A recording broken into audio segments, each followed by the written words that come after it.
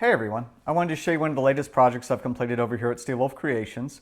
This originally came to me as a commission request a few months ago, and basically the person that contacted me said, I'd really like to have the VK-47 Flatline from Apex Legends. In talking about it, I was curious which skin he wanted, and he said, I really like the factory issue skin. I was a little bit surprised because I figured maybe he'd want something that was, like one of the, rare skins or, a legendary. But he said, no, I really like the wood grain that's on the factory issue. And it's very distinctive. It is, if you look at any of the other, even basic colors, they all have black grips and not the wood grain ones. So let me show you what it looks like, so then we'll talk further about it. So this is the VK-47 Flatline I built for him. Basically, I made a prototype of this that I'll talk more about in a minute. But then out of that, I did some fine tuning, and this is one of the 4 production ones that I did. So a couple things that jump out are, first off, you can see it has the wood grain finish on everything. And that was a challenge of itself because I had to figure out a really good way to capture that wood grain. I didn't want to just look like wood. I actually wanted to feel like wood. And I think I've got a process there that captures that pretty well. I was recently at a convention in Dallas called Alcon. So I had people that could see this, they see the prototype hands-on and get their feedback, and the feedback was amazing. This is definitely lifelike. I mean, I was playing Apex last night, and I'm pretty sure I'm holding the same flatline I was holding in game. So, very wild. I mean, the reticle is exact. Yeah, I don't know what to say besides y'all did a banger job on it. A couple of key features about this are, if you all remember, I'm really huge on pullable triggers. So this has this standard spring-loaded pullable trigger to give you that feel of it. The actual flatline in Apex Legends is based on the flatline in Titanfall. So the difference is in Apex Legends it's called a VK-47. In Titanfall it's called a V-47. But when they carried over the art assets, you'll notice that they say V-47 Flatline. And so that's where that comes from, its lineage to Titanfall, which is something that I always love. The other thing is all of this artwork that you see is really on this rifle in the game. It's just that between not really seeing all these views or the fact that it's faded, kind of like the battle damage look, they're not as obvious, but they are all there. So a couple other features are he really wanted a charging handle that pulled back. So this has the charging handle that pulls back. And like all my things, it has a modular optic. So you can see this is the iron sight that you have in the game right off the bat. I kind of show you what this looks like from the back view there.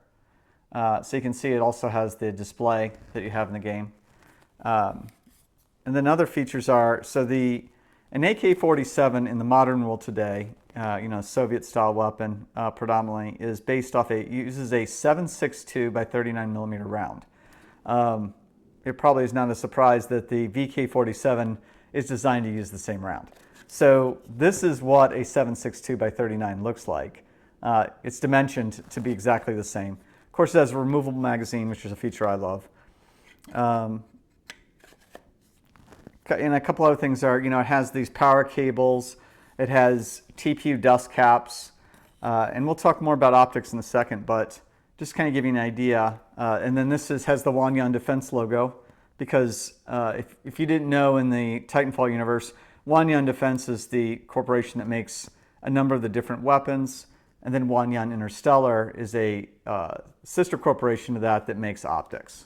When I originally made the R99 from Apex Legends, I designed it to have the variable hollow optic, the HCOG bruiser, and the digital threat, which are kind of the 3 top tier optics you could put on a submachine gun or pistol. I always had in my mind, if I'm going to do an R301 or a flatline, you got to have the optics that go with that. Because I don't know about you, I know there's people that run, even sniper rifles with like a 2X or whatever. I am not that guy. When I came to the flatline, I knew I would want to have the ability to have the rifle optics there as well, and not just the old ones. So this uses the same modular magnetic platform as I used in the R99, and because it uses that same Picatinny-like rail on the top.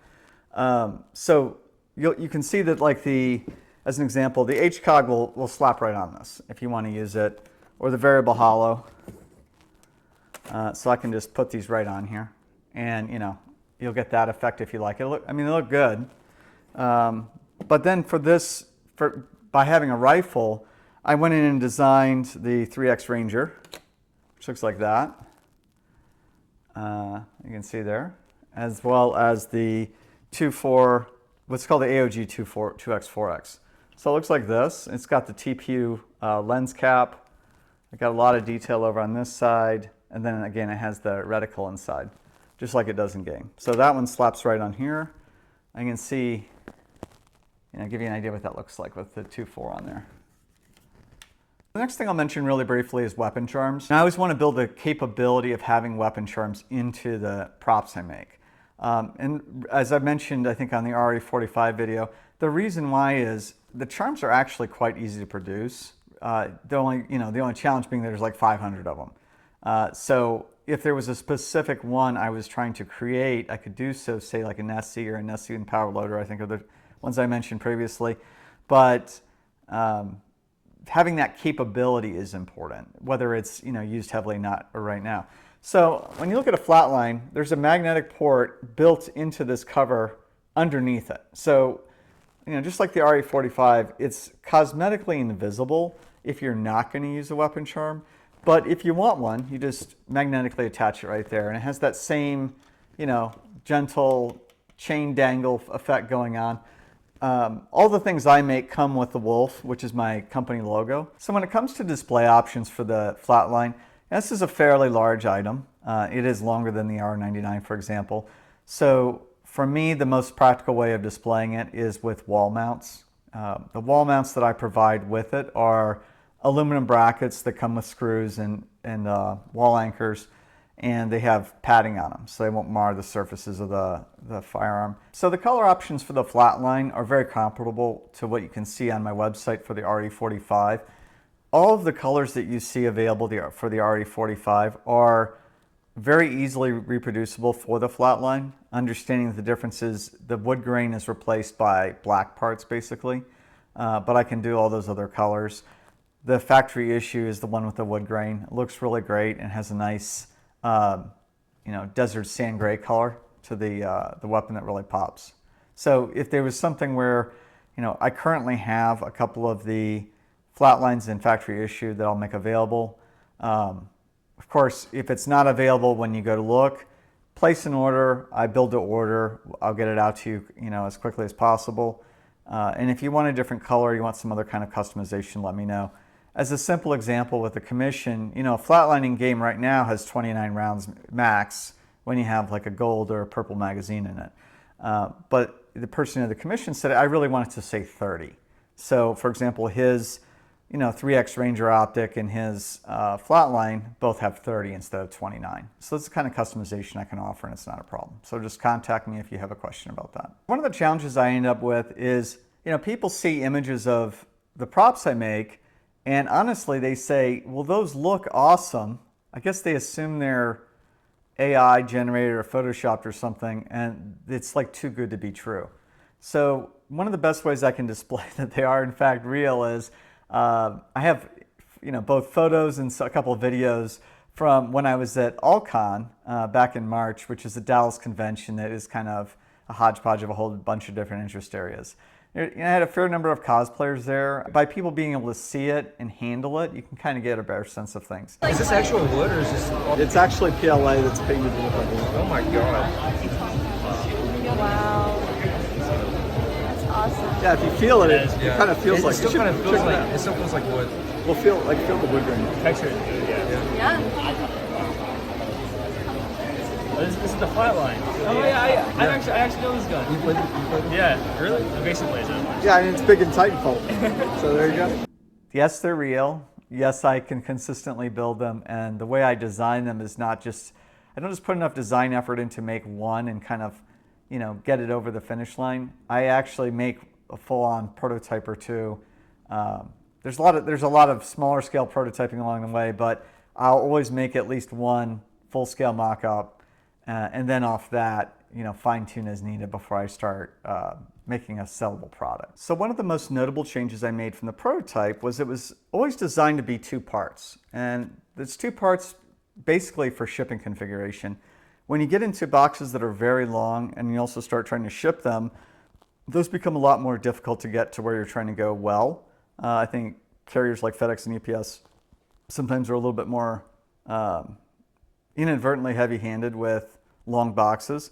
So I had it in 2 halves on purpose, but the prototype doesn't have a positive lock between these two. So for example, you can see I can fit them together and it'll stay together and it looks fine. But you can see how there's a gap, if it's not resting like it would under wall mounts.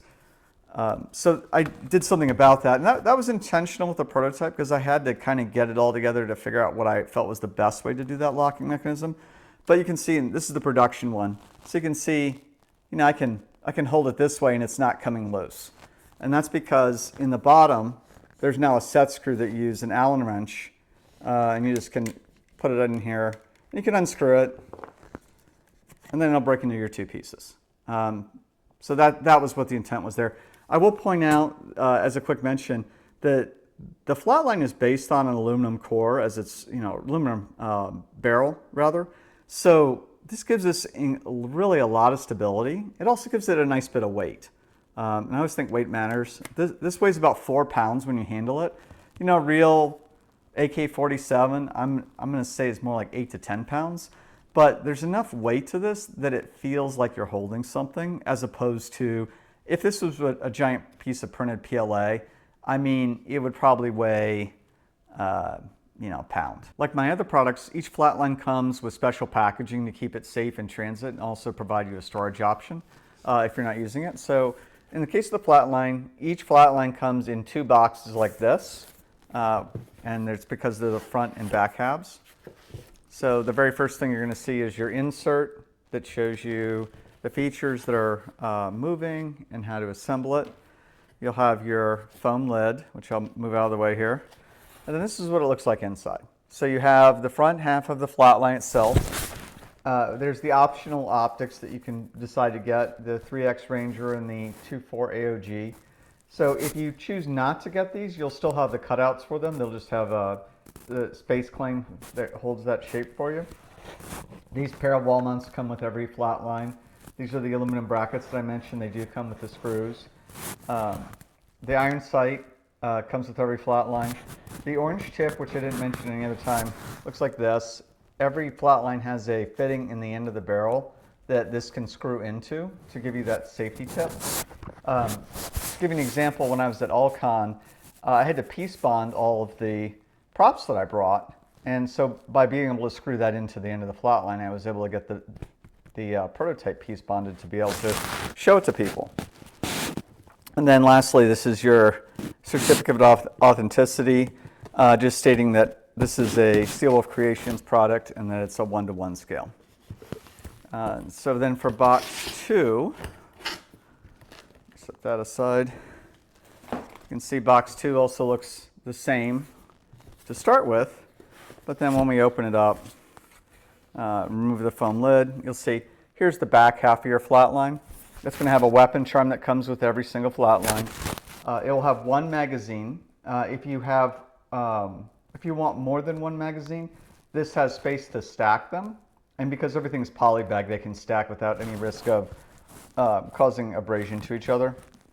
And then lastly, that hex key or Allen wrench I mentioned, that's going to come with every one of these.